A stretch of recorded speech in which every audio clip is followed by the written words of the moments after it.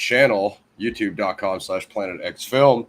Get your merch and the Teespring. Got long sleeves, hoodies for fall and winter and all that stuff. I guess technically we're still in fall, guys. Another maybe, 2 weeks. But you're going to need the hoodies for winter. So definitely get some hoodies with style. Definitely watch out for that. And not too much film news going on. I did put up a poll in the community tab. You guys can check that out. I'm just going to do a little bit of quick channel news before we get into the actual meat and potatoes here. As far as stuff like we're promoting film-wise, PXF, so Evolutionary is out now on Vimeo. Check that out, UK-based sci-fi action film. My understanding, they're looking to cut like a feature out of that, guys, which would be interesting because it's definitely a pretty cool short. So shout out to Ollie and those guys. I think that was Hanging Lantern Pictures. Desert Fiends, I think they're doing the red carpet. I've been in touch with Nicole and Sean. Bunch of celebrity cameos in that, names that you would know from the horror universe. So definitely it's kind of, I think I sent you the trailer back in the day, guys. It's kind of like a hardcore grindhouse horror, but it's like slapstick comedy as well in terms of the dialogue. That's usually how Sean does with his stuff. And then in addition to that, Skate to Hell. It's going to have some announcements on that too, as well as I've heard rumors of a Desert Fiend sequel. So one thing I haven't mentioned, a couple directors have hit up your boy here and there for some roles. So we'll see how that manifests. What up, Slipknot? How's it going, brother? We're just rolling through some cameo news. Yeah, welcome, Slip. You look startled there, guys. So I thought you were going to say something. Yeah, don't worry. It's quickly evaporated. The Rashomon effect is going to be like plentiful through this episode, guys. Yeah. So just anything weird that happens, or if Gaz gets struck by lightning in the background, we're just going to call it Rashomon effect and move on as Gaz's house is burning down. Gaz, what's your opinion on the movie? Tell it. You know what I mean? I'm going to hard press him. We're not going to let him out of this one. Might have my boy Vega the Chosen showing up from the crypt. Shout out to the crypt online. You got to check this out, Slipknot, if you like the Kurosawa. So we've been talking about getting Kurosawa on the channel for 18 months, guys. We're both massive Kurosawa fanboys. Since forever, yeah. Yeah, and we're gonna be doing the spaghetti western retrospectives in 2025. Yokimbo versus A Fistful of Dollars, and probably Sanjuro, probably Ran, probably Sword of Doom's not a Kurosawa, but I want to expand into other samurai films. What was the other one we were talking about, guys? My list is over here, but we'll burn that bridge when we come to it. Yeah, it's a very long list. We could run a whole show just on that list. So, quite easily. Yeah. So, but needless to say, me and Gaz are putting together the 2025 schedule. It's going to be sick, guys. We're going to hit all the anniversaries that you guys want us to hit. Like we said, Kurosawa, spaghetti westerns, vigilante action, revenge, martial arts, even some just kind of random stuff that you wouldn't really expect from us. And then all those indies that we kind of started with will definitely have more of a shine on the indie stuff. So, what up, Pixie? What up, Slippy? Let's about 4 minutes in. Without further ado, I dropped my magic wand, guys. The Rashomon effect again. Just flash it so we don't get demonetized. God forbid, grown adults were taking part of legal recreational activities. Rashomon, directed by Akira Kurosawa, written by him and some others.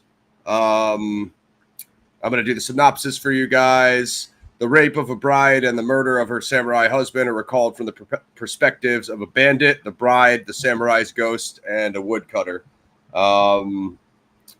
As Gaz was saying, I consider this more of a period drama, crime drama, mystery. Not so much a samurai film in the traditional sense as Gaz and I. Actually, by the way, he's Mosh Shinobi, as you can see today. I'm Rosh Shinobi, so real creative there. I kind of just stole Gaz's name. So sorry. only goes so far, man. only had seconds to work with before the show started, so I was like, "How could I be a samurai like Gaz? Rosh Shinobi, that's good." Then that name I had, man, when we were reviewing a James Bond film way back, and I tagged myself as his brother, Bob Bond, and I just kept using that name for a while. I remember that. Yeah, that was don't worry about it, man. Yeah, you just left it on for weeks. That was a classic. I've done. I believe I was Ross Flair in some episode that had absolutely nothing to do with wrestling. So it happens around here, guys. Sorry about that. Yes, that's me. That's me. So yeah, as we were saying, like, Kurosawa, 1950s director, infamous, legendary, only so many words, paramount, genius, legend, visionary, Seven Samurai, probably be what we would most known for.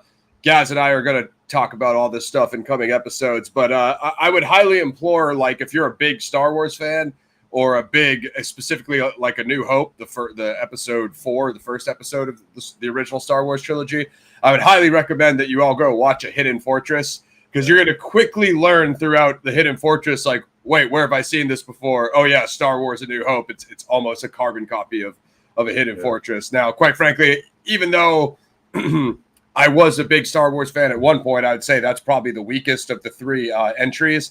And even still, it being Star Wars, it's nowhere near A Hidden Fortress. Let me just say that. It's nowhere near A Hidden Fortress, in my opinion, But you really have to put yourself in that mind state, as Gaz was saying, and understand the samurai philosophy. So I think, just to back up what you were saying there, if you are a fan, obviously, of samurai martial art movies, to see the influence where this come from, in particular, notable samurai epics such as Itochi, for example.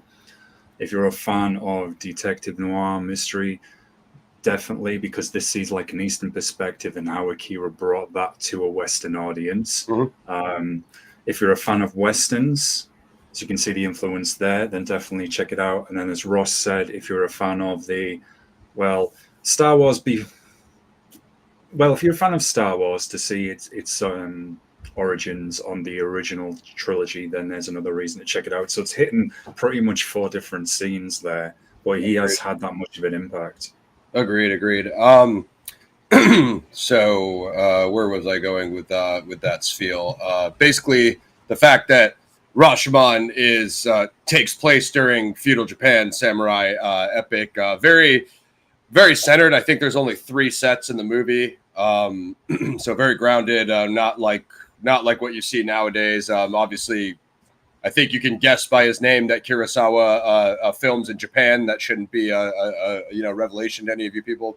But a lot of it takes place during these kind of natural outdoor sets in the woods. There's kind of this scuffle in the woods that they keep going back to, and more importantly, I don't know why I can't breathe or talk today, but welcome to Paradigm Review Show, the #1 professional show in the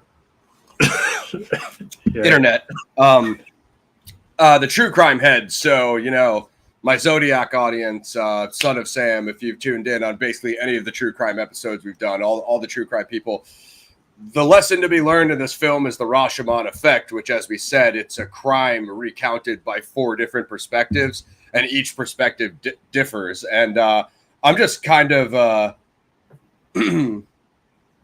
Yeah, no, we're building up big, Pixie. I don't know if you've seen this or not. But again, like we said, I don't think it's either of our favorite samurai movie. It's more of a mystery that takes place during the samurai era, which, I mean, if you like samurai lifestyle and you want to see if I think that's a little bit more what it's about is lifestyle and human interaction. I mean, I'm amazed, Gaz, at how the word that I'm going to use to describe Kurosawa, and as Gaz was saying, when you watch the trailer, this film is presented as the gatekeeper film that brought Japanese cinema to the West, that kind of introduced it to, the UK American audience, which I think is very interesting, Gaz. And I think what you said, that is in terms of storytelling, like you said, use of music, use of dialogue. There's all these elements that are like, and I can literally see the influence on Tarantino. When we get to the end here, I can pull up some of the adaptations and influences that have come out of Rashomon, which are long lasting all the way up to current contemporary forms.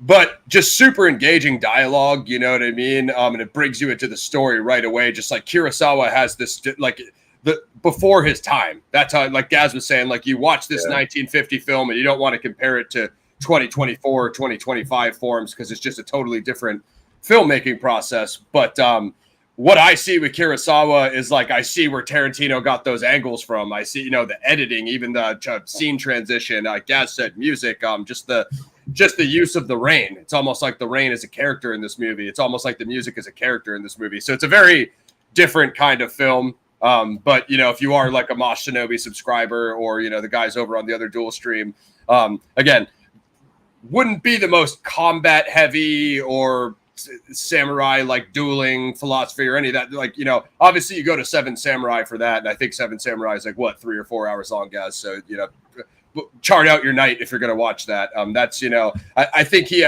even Throne of Blood are probably 2 of my favorites. Just in terms of, you know, action and, you know, martial arts, as Gaz was saying. Now, this one, there's some combat sequences, which Gaz and I will come to a little bit unconventional combat sequences for Kurosawa. I mean, of course, you still have Toshiro Mifune, who is the lead in almost every Kurosawa film. I think, if I'm not mistaken, they did 30 films together, 28 or 30. I should have Googled that. I'll check it at the end of the show. So a lot of people compare that to like Martin Scorsese working with De Niro all the time, you know, Coppola working with, you know, Brando and these same actors all the time. The difference is Kurosawa and Toshiro did way more films together than any of those guys did, you know, like over here on the American side, that's like 2-3 films and people make it a big deal. Toshiro dropped 30. Different, you know, so. The thing is as well, another fun fact, it's one of the, okay, you've got some like the Sherlock Holmes films and some of the like gangster films, detective noir films from the 40s, of course. Yep. But it is one of the earliest, I guess, historical crime mysteries as well. Absolutely. And it started to do that in later decades where they'll look to either something that happened in the medieval era or say Victorian London before the police force, when it was like dudes going around investigating, reporting to a magistrate. Hey, we think this person's yeah, definitely. So, yo, what up, Mike? Welcome through, man. Remembered who you are at long last. Yay, progress. It's only taken years. So yeah, that's something that certainly shouldn't be forgotten for that reason. And I'm sure someone must have done some studies comparing Kurosawa to some of those later historical murder mysteries as well. It's got to have had an impact. It must have done.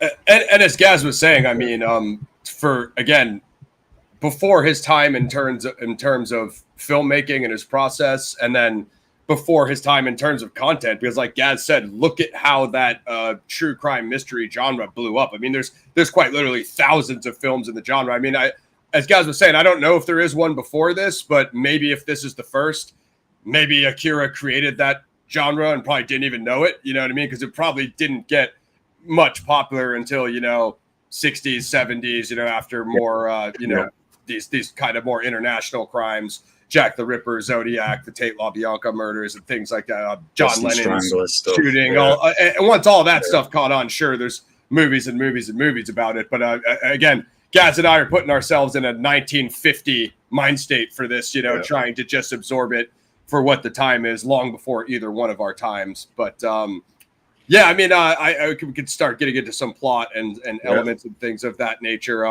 Standout performance, I'm probably going to say Toshiro Mifune. I'm a fanboy of him. He's probably my favorite actor from this period. I don't know about you guys. I'm not quite as familiar of. I know obviously Seven Samurai has 7 main characters, and there's many guys Kurosawa worked with, amazing, talented Japanese actors. But you know, this guy brings something new. He kind of plays a crazy, unhinged bandit in this one, and he nails it. It comes across like amazingly. Like, I haven't watched him in years, so the whole time I'm like, where do I know this? And I go look it up. I'm like, oh, well, obviously he's Toshiro Mifune. He plays Taho Maro in this movie, I believe is his name, right? Yeah, the bandit. So awesome.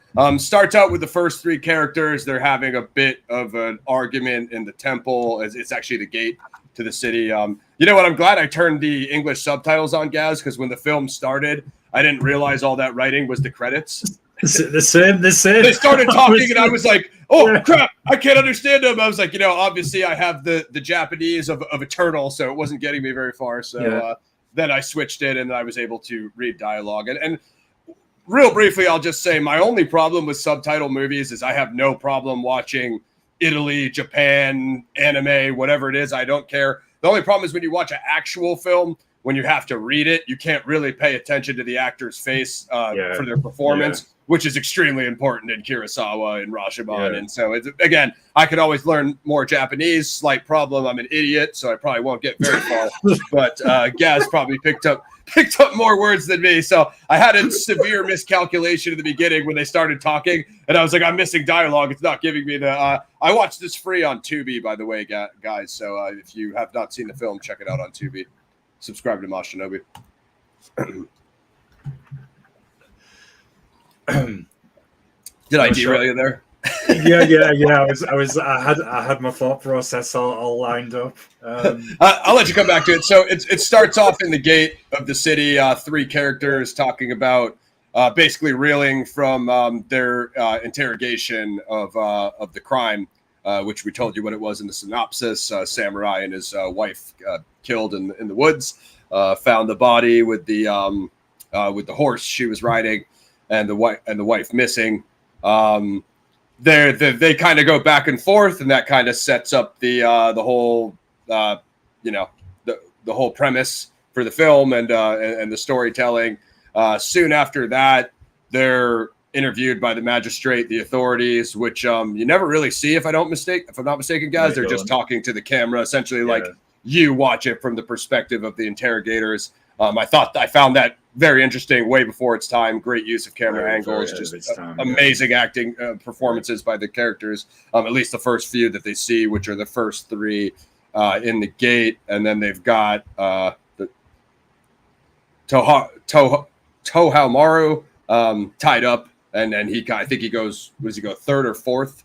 So yeah, it's just pretty awesome. So Woodcutter is just Woodcutter. Looks like the other guy is Takahiro Kanazawa. And then I think the third dude is a priest. So just very, very basic, almost like Hidden Fortress follows those two peasant characters, which obviously become R2-D2 and 3PO. Are you trolling us with this, Red Cloud? You don't think I've actually seen any of those movies, do you? I mean, Ben Stiller's my man and everything, but I think Wicked is out, Red Cloud. That might be more your flavor. Guys got me with that last time. Out at the museum for, well, if there's an alternative remake of it somewhere, even though it's probably just dropping. Is there a samurai fight? Yeah, something like that. Samurai figure or something. That's yeah. Samurai miniatures. The statues come alive. Yeah. Anyway, we'll get back on focus. That's the Rashomon effect hit us again there. So, Die Hard or Lethal Weapon? Ooh. Oh man. I suppose we'll have to do Die Hards down the line for Christmas. Christmas, we have Nosferatu, Pixie. So hopefully you'll take your ass to the theater. Before that, we're going to do The Boys season 4. But yeah, as I recall, guys, it's just that basic setup. The pouring rain, really good shots of the rain coming down the roof, and I think they have the kind of pyre signal fire at the gate right there. Doesn't he throw some flaming wood chips out of it later? So it's kind of just them getting into each other's faces, like trying to make sense of like, tell me your story, you tell me your story, like each one getting each other's version of it is how I recall it. But I really like the use of the rain. I have to assume that Akira just filmed this outside with natural rain. I mean, I know, like, obviously in the West we can fake rain, and I think that final scene in Blade Runner, that was obviously like artificial rain. Yeah. But I assume in 1950 he didn't have that technology, so I'm just going to go with he probably filmed it outside during rain scenes, which I like. I mean, I'm sure you would agree with this, guys. It makes you feel like you're there, especially when they're in the woods in that natural set, like certain camera angles and stuff. It really takes you into this Rashomon universe. Well, it's very authentic because when Toshiro Mifune gives his testament to the court, before he starts to speak, he's looking up at the sky, at the sunlight, and he's kind of in his own world. But if you think of how they use the camera, I know I talk a lot about this in our reviews, but as you said, the way the weather was shot, a later scene featuring the samurai's wife, which I'll wait till we get to, but the camera work on the effects on that, which we're taught to, is really ahead of its time as well. Okay, it's a simple process, but it really conveyed the facts of, what we'll talk about, that there's another worldly presence there, and I'll just leave it at that for now, because as usual, I'm skipping like nearly to the end of the movie. But I think this was 1950, bro. Yeah, that's what I keep saying. I think those were the two best recantations, was Tohamaru's and then hers. Hers, which is Gaz just said it, so I'll give it a little bit more. When they do find the wife and interrogate her, she is a alternative medium for the samurai spirit. So the samurai tells it from his own perspective through the medium, the conduit of his wife. I thought that was her best performance of the whole movie. I thought her acting talent really shined there. The rest of her performance in the movie, and this is, I'm sure this is the way the script is written, it's just kind of like her shrieking and reacting in terror from people attacking her. So it gets a little bit monotonous. But when she really goes into there with the face paint and the it's definitely a riveting account. And it's also way outside of the woodcutter and these other guys who kind of just give this vanilla, hey, I was walking down the path, I saw them go that way. Very direct to hers, which is more of a spiritual medium, almost like a ceremony or a ritual, as you were saying. A very good point to pick up on there. I'm going to give the spoilers away, folks, but the way she spins around whilst the dead samurai husband is recounting what's happened to him, that effect was later used both in Chinese and Japanese cinema. If there was ever somebody possessed by a spirit, they'd spin round on the spot, they'd use that effect. So it's stuck. Again, he's one of the pioneers in that sense of using that. But I'm sure didn't if I remember this correctly, didn't the even colours of the sky, I know it was black and white, but didn't he show kind of the change in the weather to match the eerie feel? Yeah, I think you did, because like you said, it's like a theme, at certain. That's why they're all keep watching the sky, and I'm sure it relates to Japanese culture and shifting in the weather out there and stuff, which is obviously a metaphor. But I'm saying, because it obviously the film starts in the pouring rainstorm kind of monsoon, and it also ends that way. So, but as you said, throughout there's those moments of the sunlight and things of that nature, which is a reoccurring theme. But yeah, there's just a lot to unpack, guys. Essentially, it just keeps showing you this one scenario of the supposed samurai being attacked. The guy that has Tohamaru tied up, and I wasn't really, because he wasn't really an authority, right? He just captured him. I didn't really gather that, unless I totally missed why, if he was some kind of official that captured the suspect. Anyway, I'm not sure it mattered for terms of Rashomon, but they suspected him either way, or he was just so crazy, or he was a bandit. What's great about Rashomon, guys, is it's open to interpretation. Much like we said about these composite sketches of the Zodiac Killer or David Berkowitz, when you get 3 or 4 or 5 differing descriptions of them, that's pretty much the point of Rashomon. And one thing the actors and the cast kept asking Akira, what happened? What really happened? And his answer to them was essentially, he never answered him. He just said, it's just Rashomon. It's the Rashomon effect. It's the point is the story, not necessarily what version of the story is the correct one. And I personally, much like Blade Runner, when we did our in-depth deep dive Apocalypse Now, I think open interpretation films are generally the best, because it doesn't just spoon feed it to you this is the climax and this is the end. It's it leaves you with something, walking away with something for yourself. This is how I interpret Rashomon, just like how you guys heard I have my own interpretation of Blade Runner. Hell, Harrison Ford and Ridley Scott have different interpretations of Blade Runner, the lead actor and the director. So it happens, you know what I mean? It's not maybe as uncommon as you guys would think. But there are we can kind of break down those combat sequences, Gaz. I mean, he does some cool stuff with them fighting around trees, kind of like circling each other. Even she gets into an exchange with the small blade. The bride has a knife on her. Tohao Maru is just an unhinged lunatic. He just goes off. Actually, we could go into his intro. So the dude was saying he got caught because he fell off the horse. And he was just kind of doing like a maniacal laugh, like just like right off the bat, he denies it. Like, I didn't get caught because I fell off the horse. You know what I mean? Kind of an interesting scene in Tohao Maru's perspective, where he says that he found the sword in a cache of weapons and artifacts. So he kind of bamboozles the samurai to follow me into the grove, into the woods. Obviously gets there, and there's obviously nothing there. It's obviously a trap. They get into a scuffle. That I'm sure you will have some commentary of the combat sequences because it shows you different. Well, actually, hold on. Let me cue it up with this. So the other guys say that like it was just like a mess of a fight, like two guys bumbling that couldn't hit each other.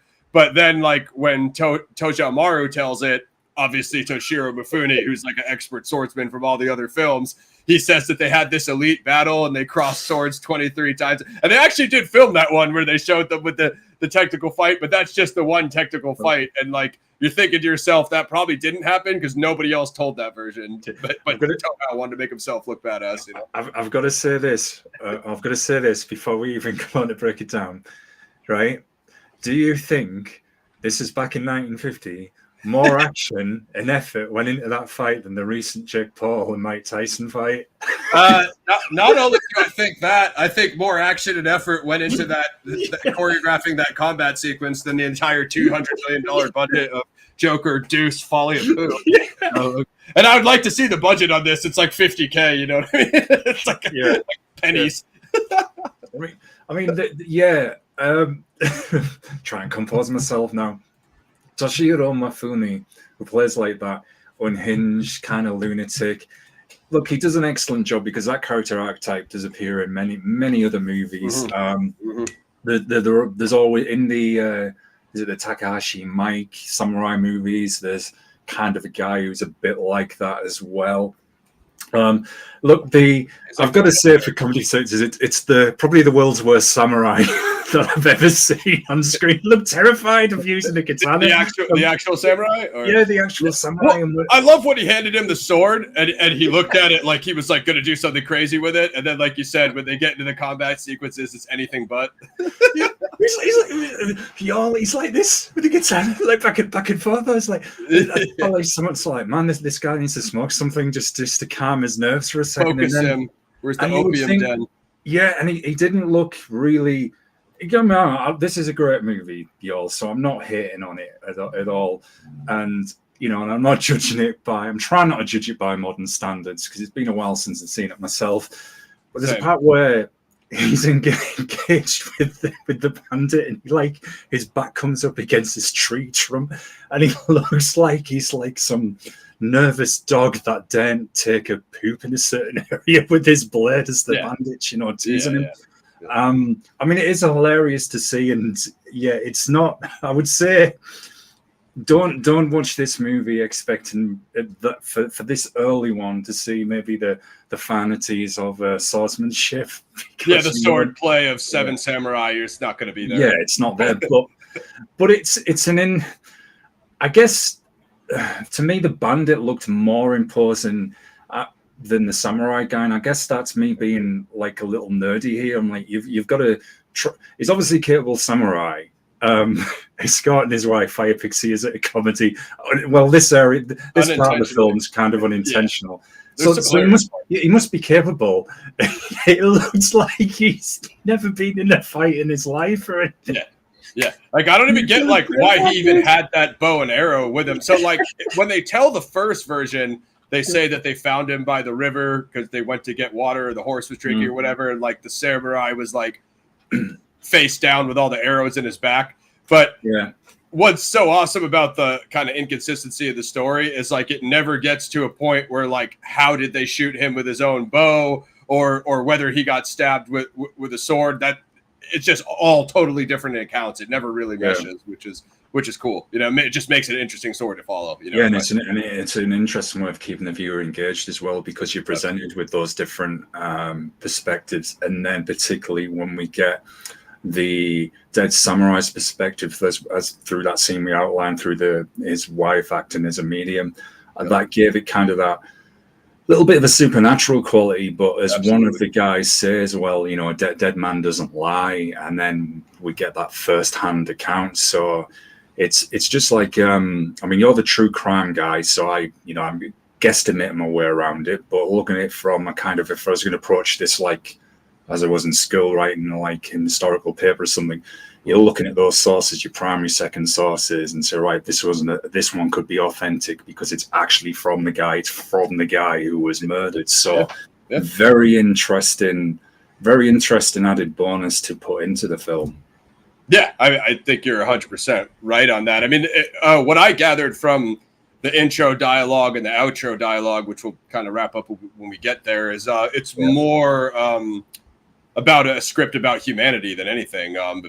Faith in human, as Gaz said, trust in your fellow man, faith in humankind. Those are kind of like the how much do you trust your neighbor? Those are kind of the themes of the film, I would say, because when a thing like this happens, like Gaz said, it's kind of just it's been the process for probably thousands of years since ancient Egypt, or solving any crime where you go around, you interview the primary witnesses. Like Gaz had said, the process has never really changed. I mean, this is 1950 when it's shot, but it actually takes place in feudal Japan, which is thousands of years ago. So it's just an interesting process. I mean, in terms of that one fight, they're just bumbling all over each other, sliding up and down the hill. He has so many chances to kill Shadow, and he just misses by a mile, fighting back and forth between the trees. And loses his katana in the tree stump. That's it. Samurai loses his katana in a tree stump. Yeah.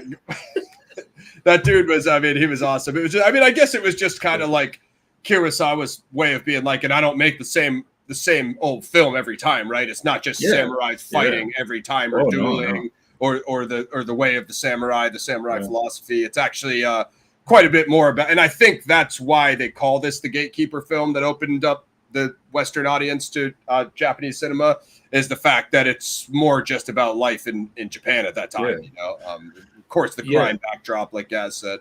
And the actor, I think, isn't it the priest guy? At the beginning of the movie, they're talking about kind of the nature of humanity, how the world is very hellish, especially when you think of it back then. If you couldn't defend yourself in any shape or form, you probably wouldn't have lasted very long whatsoever.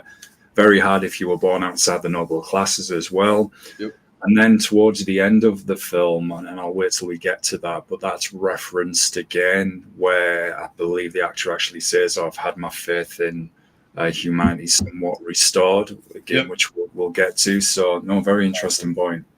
Yeah, absolutely. But yeah, even the woodcutter, like the way it started off with the woodcutter's first perspective, like I thought that was sick. Like ultimately, it's only hour and a half film. I'm stuck on a sneeze right here, so I'm hurting. It's only an hour and a half film, and I really didn't. It kept me pretty engaged up until kind of near the end. It kind of hit like a little bit of a pacing slowdown, but as I said, I could see like just a lot of the influences in this from like Tarantino, like whenever you watch Kurosawa, obviously reminds you of a lot of Tarantino, because he takes a lot of angles, and of course like Kill Bill is the obvious one, but even Reservoir Dogs, guys, is a lot of Rashomon influence, because of it's told from all their different perspectives and whatnot. Like that's a page straight out of Rashomon. I mean, Tarantino takes a lot of John Woo and Kurosawa. Yeah, the way it opens, and I don't know if you noticed this. I've never had before, and I know we're going to cover this next year. It's going to be one of the PXF classics. But the score, did you notice kind of a similarity between this and the score on Conan OG? That influence, because I could hear it. Yeah, for sure. The music in this was like a little bit different because he kind of uses these, like, if it's like running through the forest, he'll use like these little like quick, like very fast paced, like dun dun dun dun dun dun dun, but it will be like very short, you know. And I think that's one of Kurosawa's strength. He didn't overdo it with the music to the point where it's like just blasting it every time, you know. It kind of, he's kind of selective about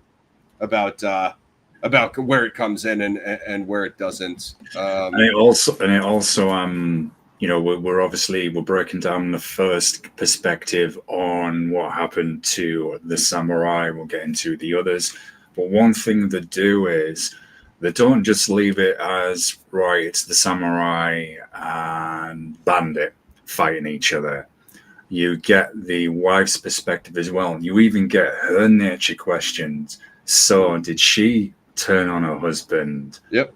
Is she not what she says she is? Which that adds a really interesting extra narrative in the film. Considering it's 90 minutes, and yes, I agree, the pacing does drop off a little bit towards the end, but the amount that is in this film, and it's short film, it just feels it's packed with so much more as well. Yeah, I mean, good. Go on, man. No, Slip just mentioned the ring. Interesting you say that, Slip, because the scene me and Ross were describing towards the end where the dead samurai is speaking through his wife to the court, the way she looks with the makeup and the kind of way she's spinning around the veil is pretty much like that girl who climbs out of the TV in the OG Ring movie. The look of the Ring girl, yeah, it's kind of like that aesthetic stuck, as Gaz was saying before. So, as Gaz was saying, everybody's a suspect. Is it the wife? Does she not want to marry the samurai? The woodcutter has the axe with him. It's almost like Clue, where it's like, what weapon is it? What's the location? What room is it in? It's all those very questions, which is super cool. So we were talking about Tohao Maru's events, version of events. Yeah. He said that he wanted to like get the wife without having to fight the samurai. In his version, he claims he seduced her at the dishonor of the samurai not wanting to defend her. And it was a policeman that had Toshio Maru captured. That was that escaped me. But when you're watching a 1950 Japanese movie, you might not catch every thing that's going down there. You know what I mean? Least of all, subtitles, like me and Gaz. She delivers a different testimony, like Gaz was saying, that Tohao ran away immediately after assaulting her. But when she releases the samurai, you know, they get into a disagreement. When his version sent through the medium, Toshio Maru asks the wife to marry him after the assault. To the samurai's shame, she accepts, asking Tohao Maru to kill the samurai first. This disgusts Tohao Maru, who gives the samurai the choice to let her go or have her killed.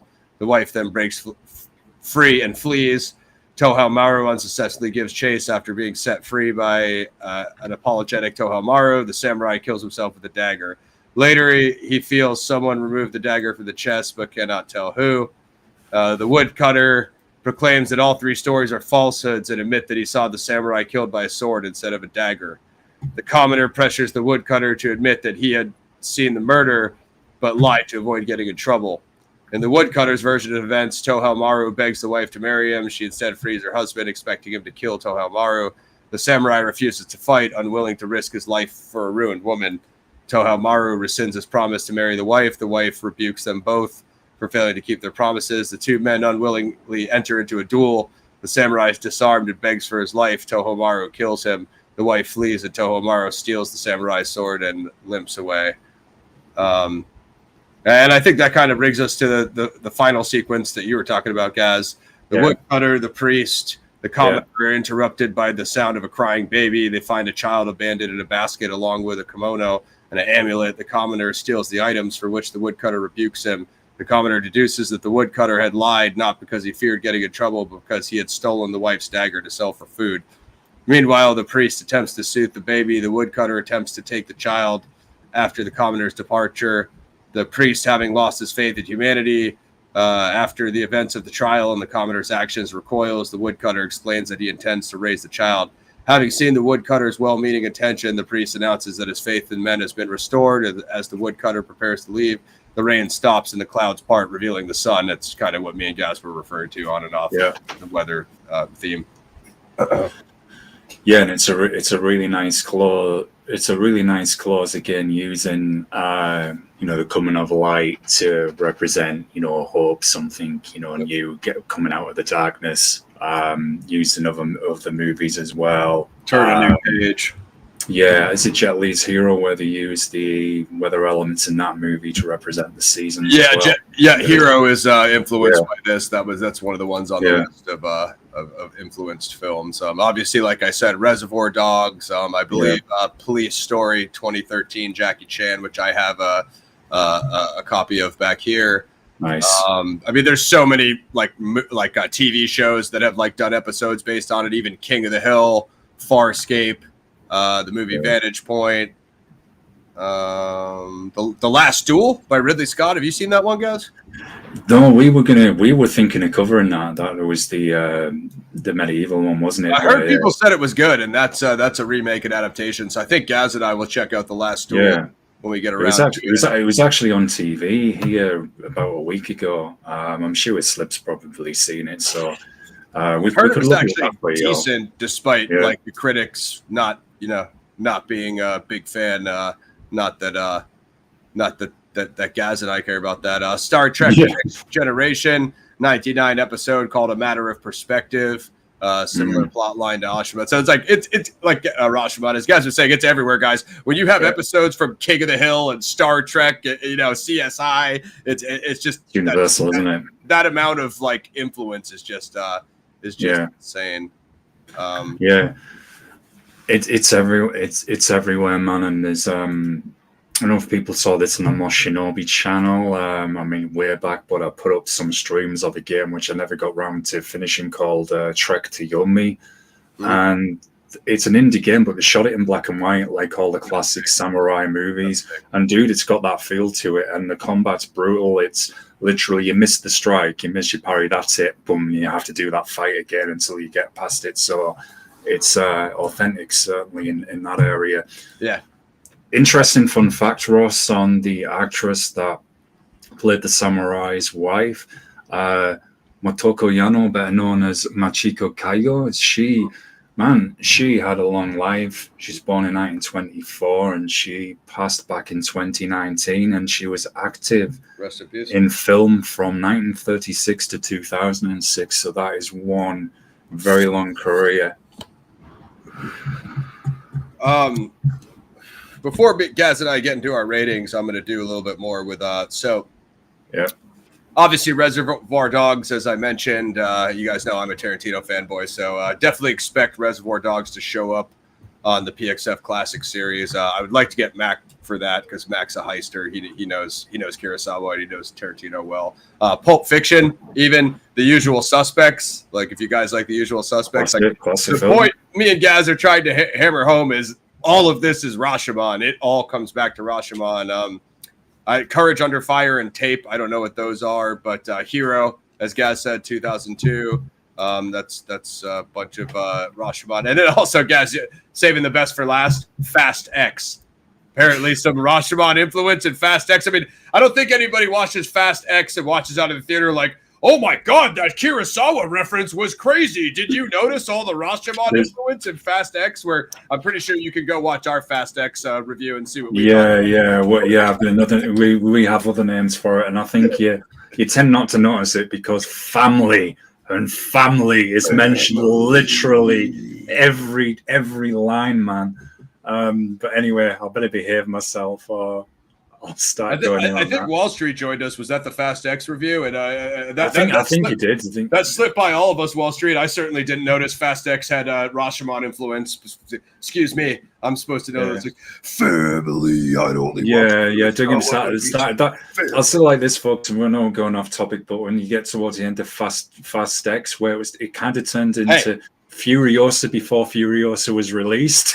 I don't blame me and Gaz for this. We're not the ones who said that Fast X had Rashomon influence. Wikipedia said that. So if you guys don't want us to discuss it, don't write these things on these pages. And that, so yeah, obviously Reservoir Dogs and Pulp Fiction. Gaz mentioned Hero, and then television shows All in the Family, Frasier, The Acolyte.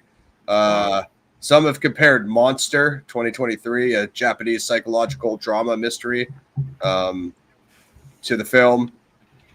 He claims its similarities are. Oh, this is what I wanted to highlight. I think I mentioned this on, if not in the Deadpool and Wolverine review, I think before the film came out, because he tweeted this. Ryan Reynolds' initial proposal for Deadpool and Wolverine was for it to have a plot similar to Rashomon. He said that like it would be Wolverine's perspective and Deadpool's perspective, and they would go out on a journey together, like Hidden Fortress style, a la Rashomon. Quite frankly, I would think that would have been much better than what we got as Deadpool and Wolverine. The problem was Deadpool Wolverine was produced during a massive writer's strike here in Hollywood. So, and Reynolds is a writer, so he probably had that Rashomon version, and the studio was like, I don't know, Rashomon, how strong is the impact really? And Reynolds was like, hundreds of films. you're an idiot if you don't know. Like what? But that's Hollywood. They were like, oh no, Kurosawa. No, if you're Tarantino, you can do as much Kurosawa as you want. But if you're Ryan Reynolds, you can't do Kurosawa. So quite frankly, I think that would have. This is just my opinion as a Kurosawa Mifune fanboy. I think Deadpool Wolverine Rashomon style might have been the best Deadpool Wolverine. Just I could be alone on that. You know, more people want more action, but me and Gaz like story.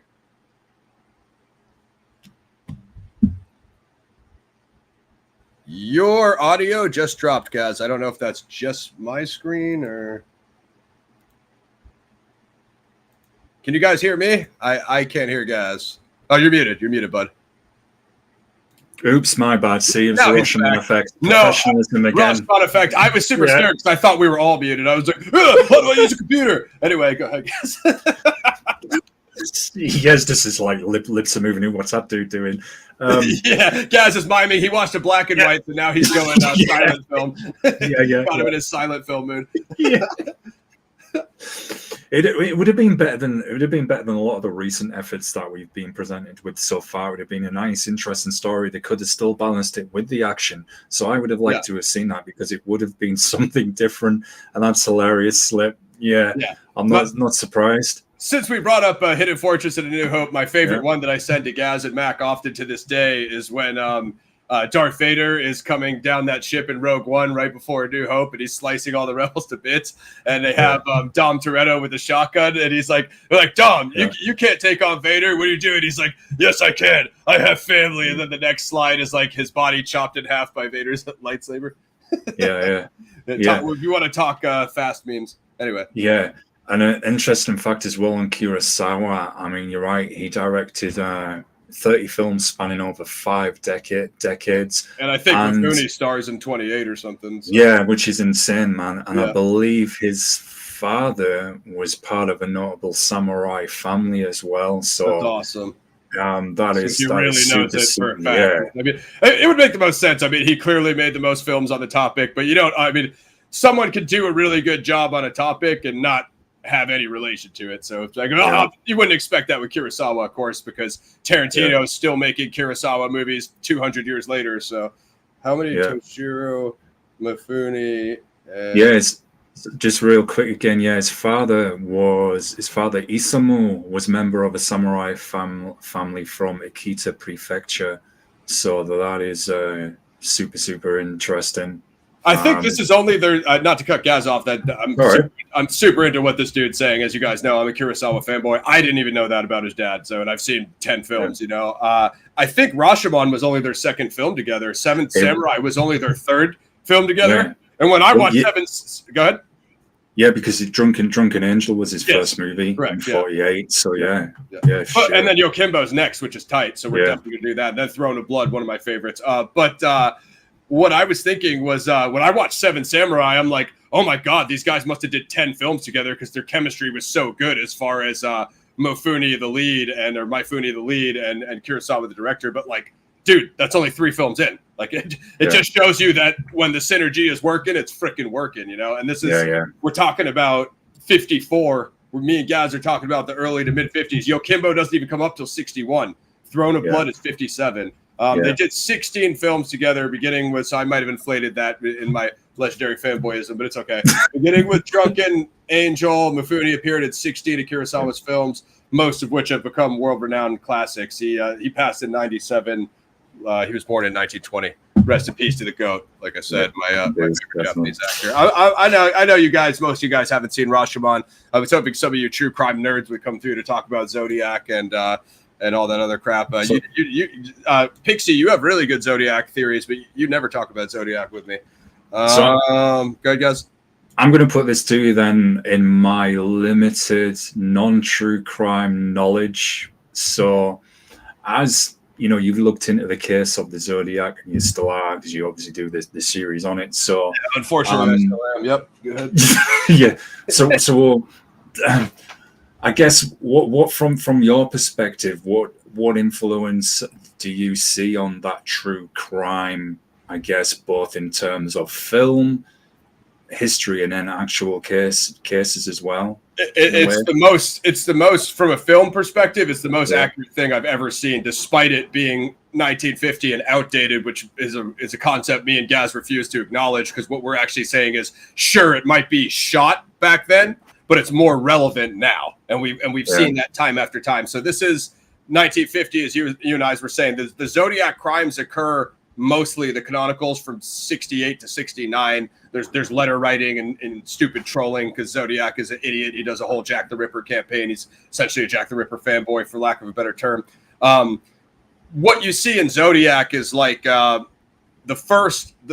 second victim of the second attack survives, but has a flashlight in his face and is shot in his face. So how much is he going to see of his attacker at night with a flashlight in his face? So he says Zodiac has a round face, possibly curly hair, possibly light brown hair.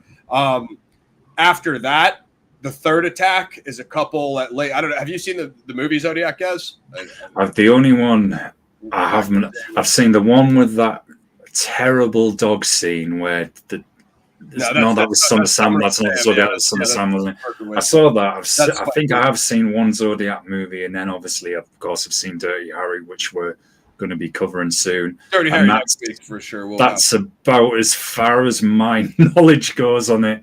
Yeah. So essentially, in the third one, Zodiac, it's during broad daylight. Zodiac wears a mask. He wears an executioner mask, which, ironically, going over the Japanese theme, they think is influenced by a character named Coco, the Lord High Executioner, from the Gilbert and Sullivan play The Mikado, which is about like Coco as the executioner, like busting these young couples having sex out of wedlock, which, you know, may be the metaphor for what Zodiac was doing in his mind, although he was an unhinged psychopath just shooting people in the night like a fat idiot. But in his mind, I'm sure it was quite more grandiose. So he wears a black executioner mask. And then what Brian Hartnell says is that he had like long hair sticking out of the eye holes, because the mask had eye holes.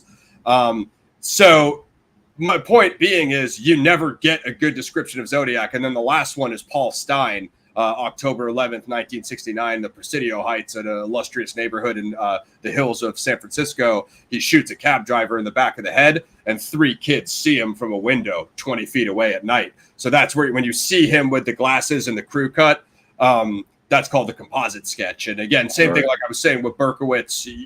If you look at Berkowitz, it's like 6 or 10 different composite sketches, and some of them have that chubby face with the hair part like Berkowitz has, like you were saying, Son of Sam, and then other ones are like a guy with like a curly afro. You know what I mean? So Rashomon effect nails that, because, you know, with Zodiac, you essentially have three witnesses, but the height differs, the weight differs, do you know what I mean? His haircut differs, and that's just so interesting. I mean, that's a whoa. How many times do I have to ban you from this chat, Fire? It's all right. It's all right. I'm gonna do a save for Pixie. I'm gonna do a save for okay, I'm gonna do a save for you. I'm gonna do a save. It is so. The way I'm going with this, bear with me. I know why you won't watch it, but she's a true crime head and she knows the case. You've got no excuse, Pixie. Yeah. I'm going to try and present it with one. You owe me one for this. Get out. PXM covers a lot of areas. We've got the true crime film with PXF, and then we've got Mosh Shinobi for the martial arts action, that kind of side. We've got other things we're working on in the PRS for the background. movie reviews. Yeah, cryptid creatures and all of that stuff coming next year as well. So there's a lot of different areas. So, as I know, Pixie's a fellow martial arts head as well, like you are, maybe, and I did have a save fire, and now I've started losing myself in my own verbal I'll jump in. We'll see if Gas so maybe the martial arts side took over. Pixie, you don't like it because it's based on Graysmith, because you think Graysmith is a grifting, make up your own, choose your invention story writer, which he is. But the thing is the writer of Zodiac, he just wrote it like on the story based on Graysmith. I'm assuming you don't like it because Graysmith is the main character, but like as far as like Mark Ruffalo's David Toschi performance, nails it. Like Toschi came down to set. As far as Fincher's directing, it's amazing. As far as how he recreated the canonical crimes, the victims in the movie, guys, are actually like wearing the clothes that they were wearing. Like they're driving the right car. Wow. Like if you like Fight Club, if you like Seven, if Fincher obviously did Alien 3, which is probably none of our favorite. But what I'm saying is he's an incredible director. Like he's probably top 5 minimum, maybe top 3. Some of his newer stuff was like Social Network and might not be everybody's cup of tea. But like as far as like it's like what you would say about Akira Kurosawa. Like as far as Fincher's directing talent, maybe the best. So I mean, I get it, but like I'd still recommend it anyway. I wouldn't say like watch Zodiac to learn the Zodiac case. I would say watch Zodiac because it's a good movie. You know what I mean? Ensemble cast, Robert Downey Jr., Jake Gyllenhaal, So to ask you another loaded question, and this is my way of trying to kind of reach out to the true crime audience from PXF. You did good with the first question. So thank you, man.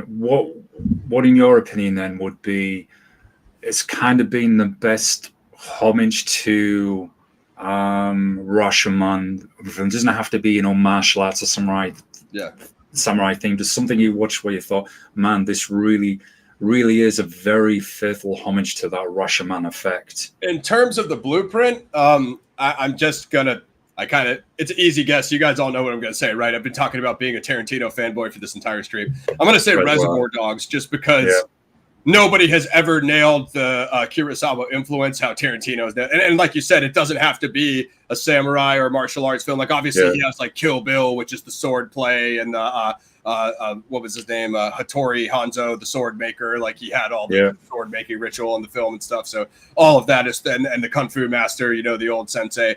All of that is the type of martial arts era, John Woo, Kurosawa thing that you'd expect to see. But in terms of storytelling, for sure, Reservoir Dogs, because, they tell you the 4 different perspectives in this one. He kind of, Tarantino is like, he's like an LA crime backdrop. He's like a heister. So like his thing is like those guys coming out of the heist. So the crime is different, but the crime is still there. The crime element is still there. The use of limited locations. All you get in Rashomon is like the gate and the woods, and then that kind of courtyard they're sitting in for the interrogation. Only 3 locations by my count, right, guys?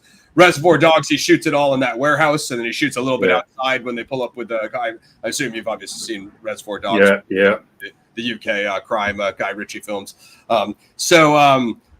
I would say like shot for shot, story for story, it's Rashomon and it's Reservoir Dogs for me. There's other examples up there. I mean, there might be people in the crowd talking about how Fast X was the most incredible, Rashomon adaptation they've ever seen. So we all have completely different eyes. Yeah, that's an alternative one. Yeah, there might be not many of those, but you know what I'm saying. There might be one out there. I really like Fast X. I mean, Hero, like you said, people would say Hero. So there's stuff out there, but like in terms of what is the Rashomon effect, like you said, like, why do you get 8 to 10 composite sketches of David Berkowitz when he was walking right up to people in broad daylight in public, like you were saying, and shooting them with a revolver? Yet so many people say he was wearing something different, wearing a beanie. It was a guy. It was a girl. That's literally what you get in the Son of Sam case. And it's, with Zodiac, they have him anywhere from a small guy that's 150 and maybe 5'6", 5'7", wearing a bunch of clothes to puff out his shirt to look bigger, or a guy that's 200 to 225 plus. Arthur Lee Allen's way bigger than 225. He's the prime suspect. He's like 250. Now he's bald and he doesn't have any hair, so color me surprised at that. But, basically what I'm saying is if you look at Zodiac suspects, you'll get 20 guys that look nothing like each other. Granted, he had Hood at Lake Berryessa. But other than that, I think Rashomon effect really narrows that. Now these are hyperbole examples that the stories are so wildly different from one another. But I think that really holds up with suspect description, in terms of true crime.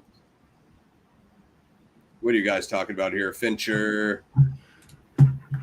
What movie? Sonny Chiba, the Dope Slip. Sonny Chiba. Let's do our. I know the prelims are coming on. UFC Pixie. Give us your picks in the chat. I got Pantoja getting smoked by Asakura. I'm gonna go Shavkat Romanov. I'm gonna go. I don't have the card in front of me right now, but I'm hoping Sterling gets dusted on prelims. Hoping Anders handles Weidman. Okay, so it has an 8.2 on IMDb. Could probably see my rating there. I gave it an 8, but I'm anywhere between an 8 and a 9. Like I said, I don't, because Kurosawa can do no wrong in my eyes. Him and Mifune could do a movie about duck hunting or literally, searching for snails or, and I'm pretty much going to say the angles were incredible. They're just too good. These guys are too good. I think this is one of the best actor-director combos in film history, and this isn't even their best movie. Like me and Gaz, I have to go watch all these other ones. Well, it's the start of it. I'm the same as you. I'm at an 8, because you've got to think like this. I mean, someone could watch it and I'm going to stress again: don't watch this from a modern perspective and modern standards. Oh, well, there's not many fights, doesn't happen. Yeah. This is very much about the story and mystery. And I feel if it wasn't for this, I know this is technically Kurosawa's second film, but we wouldn't have got all of those other classics and those other directors coming in, giving us all those martial arts movies, either, or even the crossover movies you get, because there is others where the part detective mystery and part martial arts as well. There is some, maybe that's something we could do for you all as well. Look at some of those. The spaghetti westerns are recreations. Yeah, exactly. As Gaz was saying, the entire cowboy American Western genre essentially comes out of this. There's even the ones which we're going to cover for you guys, Red Sun with Charlie Bronson and Toshiro Mifune, where they actually finally put the cowboy with the samurai so you can see them together, how they interact, which is like a juxtaposition of the two genres. Absolutely incredible. So it's like, I guess to put it in a musical sense as well, and I know this has been said so many times, but it's true. If it weren't for blues, you wouldn't have got metal, heavy metal, etc. So you've got to respect the legacy for what it's given, and it's probably going to long continue as well with this Rashomon effect in various genres across the board. So yeah, man, definitely one of the all-time classics for sure. My only surprise is that Hollywood, or even I don't know what's going on in Japanese cinema. I'm not going to pretend to be like I'm super tapped into the Japan film scene, because that would just be absurd. But that more of this stuff is not. I know every once in a while one pops up with the Tom Cruise thing, which is far from the best. I think it's more of a TV thing now, whereas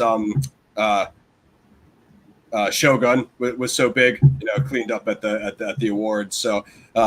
And again, I can see it in Shogun too. It's like, because like Gaz said, like the Shogun pace is super slow. Well, I mean, it's coming right out of Rashomon. He's taking it probably and even they say a lot of it is like unintentional influence. I mean, I could see both ways, but man, check it out. If you guys haven't seen it, check it out. I think there's a high def restoration. I don't want to call it 4K because I don't know if it's 4K, but I posted the high res trailer below.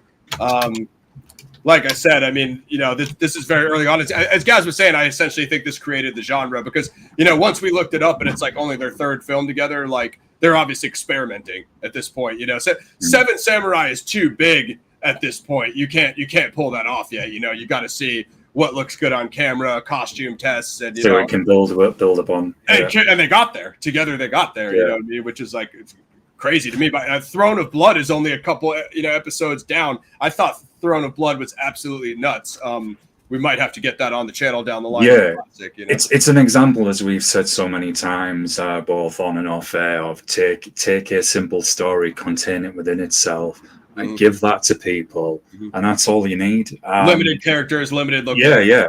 So yeah, and it works. Almost like making something out of nothing. It's almost that process of like El Mariachi, the short film, and just some of those, you know, storied indies that you see, you know. How could I forget this? And a lot of the Japanese theatre and stage play definitely has that Rashomon effect. There was one I saw about 2 years ago, and it was this like really corrupt shogun, and he had been killing people, framing others, etc. And I should have said this earlier, just remembered it. And they were presenting it on stage from a number of different perspectives, both from the servants within the household, the shogun's perspective, one of his head samurais that served him, his thoughts, the guy actually investigating the crime as well. And it was really interesting to see. And they did tell a lot of it, and this probably won't be for everyone, through, you know, like kind of the Japanese opera, I guess, you know, singing various parts. But well, that's the Zodiac fan base right there. Yep. The Mikado is a massive Japanese opera in the Zodiac scenes. Yeah, that legacy's there. If you go, there's a Japanese news channel, y'all. I think it might be something simple as Tokyo News 24. Sometimes they show you highlights of these theatre plays. So if you found this film interesting and you want to learn more about the Rashomon effect, then I'd definitely go and watch that, look it up as well, because it's really super interesting stuff. Pixie is a Trauma fan. I gotta assume Sergeant Kabuki Man comes out of that universe. Oh, dude, we've got to do that. We've got to do that one time as well. Yeah, that's it. Get that on your gas, Pix. We've got it. That's some. I feel like I can't get out of here without showing you guys some hard copies, so I'll pull a couple things out of the treasure chest. Thanks everyone for coming through, by the way, as well. It's most appreciated. Good to see you all. I don't have Rashomon because I watched it on Tubi, but you know what I mean? Brand new. Haven't even opened it, but I showed it to guys. 2-pack. Dude. So it's a little hint of what is the 2-pack. A little hint of what's coming up. Gaz is crapping his pants from the. Oh, I am. I really am. Art. Yeah, I am. That's what did it. A little hint of what's coming up in the season next year when we get going, and then obviously. Could get that down the line, because I haven't even seen this. So we'll be watching Ron. We'll be watching all of these and getting them reviewed for you guys. Yeah, unfortunately, I don't have Rashomon, but I have other things. Maybe you guys were expecting me to show a Fast X hard copy. I don't know. But, once I saw that on there, I'm like, oh, I'm going to be bringing that up a lot on the show together. For no reason at all. I can't believe that, man. that director really did something like, what? I'm a Kurosawa fan. I'm like, yeah, but you cast Jason Momoa for your villain, bro. Yeah. It was like we said when we reviewed that, it's like Jason knew, this is terrible, so I'm just going to enjoy myself and troll the entire movie. I'm going to have fun, you know, like, the film's not good, but I'm not going to let that ruin my good time, you know what I mean? Because he's smart. You still got to do the job every day. Hey, have fun while you're doing it. Yeah. We can throw down for guys. We can crowdfund him a couple of Blu-rays if that's what he needs. We'll figure it out. We'll get there, man. We'll get there for sure. I should have sat here one of my Japanese Rash cards, man. That's something to do. But, dude, I wish I had some armor or a samurai helmet to wear. I mean, I could go pull one of the swords out of the closet, but I feel like that they'll demonetize me. Oh my god, a grown man owns a sword. Okay. Starting to feel like the show is over after that last comment, guys. Like, sub, share, click join the memberships below.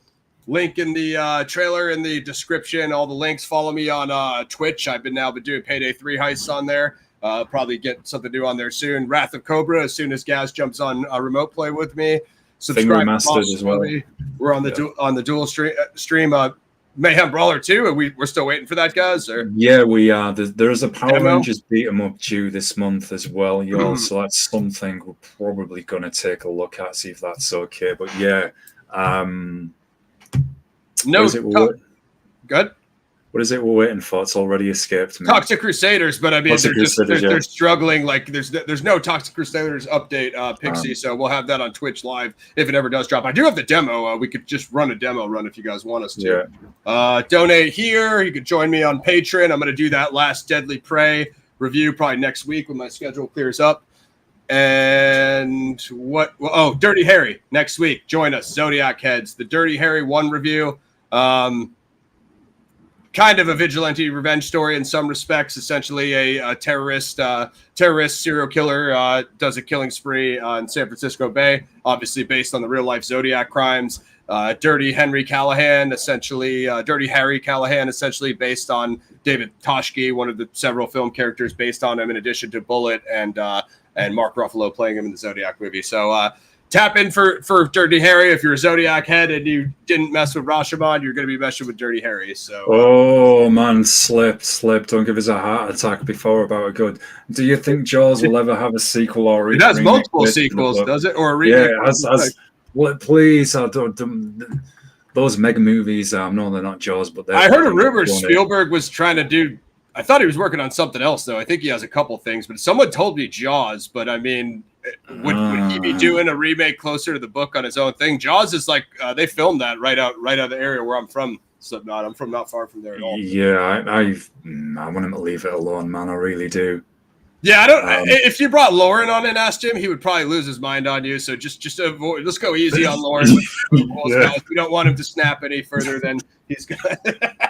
He's already not happy with his over Roadhouse. But I have that, and I have that on the calendar. I told him he's coming on for the Roadhouse. Yeah. I'm Martha's Vineyard at Cape Cod. Yeah, you know your stuff, brother. Yeah. All right, guys. I want to go watch UFC. I'll shoot some picks for you real quick, Pixie, before I bounce.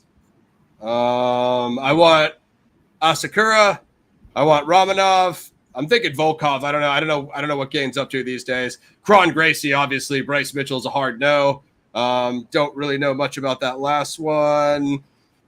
Oh man, it's Reyes versus Smith. Oh man, I kind of hate them both guys. I'm gonna go Reyes on that because I'm not an Anthony. Here you go, Smith guy. Vincent Luque, probably Luque because Nick Diaz backed out. Obviously, Movsar Evelev because Aljo is annoying. He's the most cringe fighter in the league. Probably Anders versus Weidman. Don't really know Durden and Van. I'm going Max Griffin over Chiasa. Chiasa's the worst. And Clay Guida. There's my picks. So shout out to Sloth from the Goonies. Like, sub, share. Click the join for a membership. Comic book on Amazon. Subscribe. Rashomon trailer below. Subscribe to guys on Mosh Shinobi. Rosh Shinobi Paradigm Review Show. See y'all next week, y'all, and take care. Peace. Thanks for coming through. Tune in next week for Dirty Harry. Shout out to everybody who came through. Slipknot, Fire Pixie, Wall Street. I think that was the majority of us. Tune in next time for Dirty Harry, guys. We're out. UFC. And the UFC 311 card looks crazy, too, guys. I don't know if you ever saw that. Yeah, insane, man. A couple decent cards coming up, and as well as, I think, BK, same night. King of Violence in Philly with Alvarez and Little Heathen Stevens. Peace out, guys. Thanks for coming through. Appreciate you watching the show. Check out Rashomon, free on Tubi. Paradigm. Peace, y'all. Take care. Sub Gaz on Mosh Shinobi.